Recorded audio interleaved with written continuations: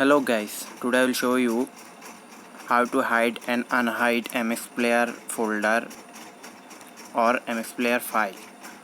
So first of all, you go to the MX Player, then you need to be hide and unhide any file or folder. So I hide this folder now, then I unhide this folder again.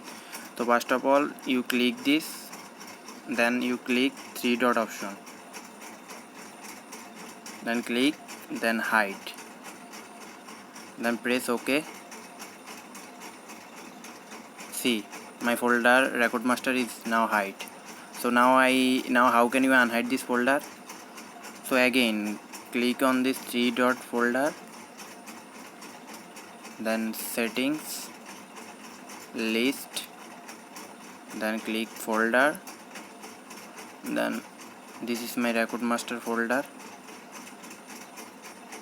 Just click, then remove. Show. Now see, my record master folder again come.